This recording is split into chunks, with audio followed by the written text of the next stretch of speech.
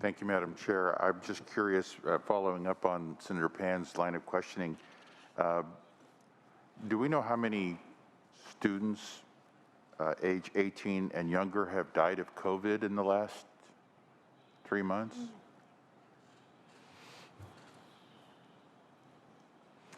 Anyone from Finance have that number? Hey, this is Vivek Viswanathan.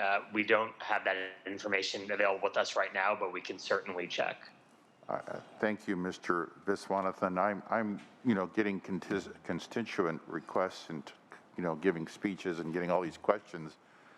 And parents are concerned about when their kids are going to go back to school. So I'm just wondering, what is your assumption? Are we going back to a full curriculum back, say, at least September?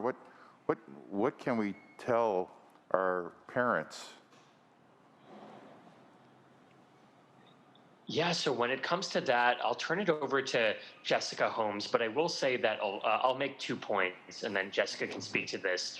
The first is that a lot of thought went into the guidance that was issued just a couple weeks ago when it comes to the path forward for schools and how the reopening process will take place and how it will happen safely. So I think that's the first point. The second point, which I know that the governor emphasized even in his press conference today, is even if someone, especially a young person who's healthy, is at a low risk for actually having a debilitating impact from COVID in terms of on their own personal health, they can still spread it to many other people they come into contact with, especially in dense spaces. So in all the public spaces and buildings that the state or its districts are operating in, we do want to take good care. And so the guidance is designed in part to reflect those safety measures and balance it against the imperative that you mentioned of making sure that we have students back in school as soon as safely possible. But let me turn it over to Jessica to describe in a little bit more detail.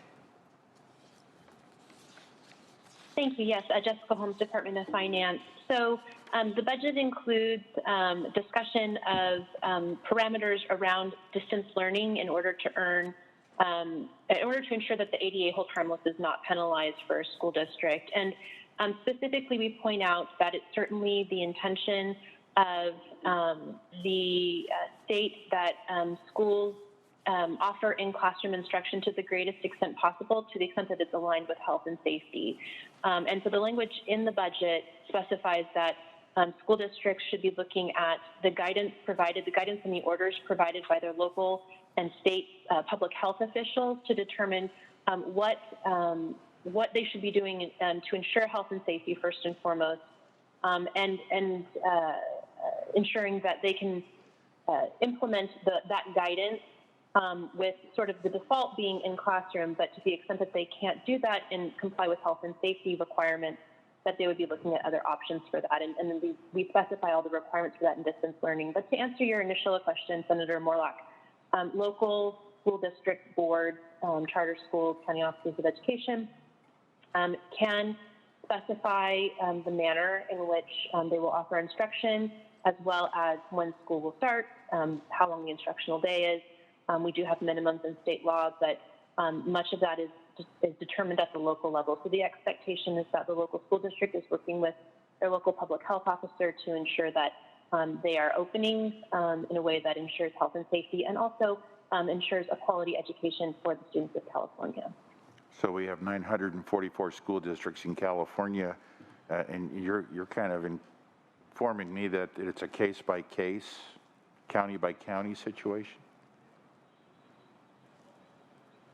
Ms. Holmes? Yes, it is. As I said, the statute allows the locally elected school boards to make many of those determinations. However, I would point out that, of course, the local public health officers have a good deal of authority, and the state public health officer has a good deal of authority in this as well. So they can act if there is an outbreak locally and work with their local school districts to do so, to ensure the health and safety of kids.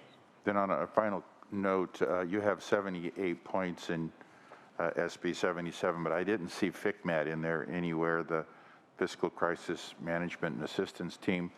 My conversations with school board members in my district, they're stressing out. They're just trying to figure out how they're going to make their budgets whole. And I'm just curious, with a good number of our school districts in severe fiscal decline based on their comprehensive annual financial reports or their annual audited financial reports, should we be thinking about funding FCMAT a little more to make loans to certain school districts that may need a cash infusion?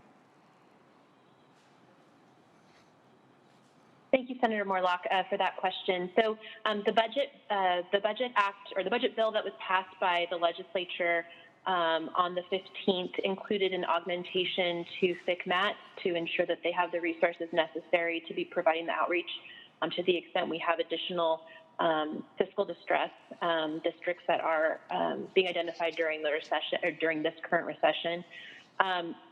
We have an emergency apportionment mechanism already in place through the state for school districts who are in fiscal distress and cannot meet their financial obligations in the current year in which we are in. And that happens in collaboration with FCMAT, but not through FCMAT. Charter schools, school districts, and county offices also have other means to manage their cash flow, which is especially important in a year like this where we have deferrals. They can take out short-term cash loans. They can also borrow against their own internal funds or use their reserves for cash flow purposes. So they have many options for that as well. But yes, there are many different avenues that school districts, LEAs, can go down to help them with cash flow during times like these. And Ms. Holmes, I just follow up just to make sure I understood. You said in the original budget bill, we did have funding for FCMAT, or just, because I didn't hear an amount.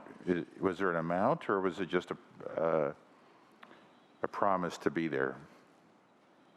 No, there was an amount, Senator Moorlach, and I apologize. I don't have that number off the top of my head, but I can work with your staff to make sure that you know what that number is. Is it 10 million, 500 million, somewhere? What would the range be? This was funding for staffing. So again, Okay. FCMAT does not provide loans to school districts, but we provide additional funding for them to help provide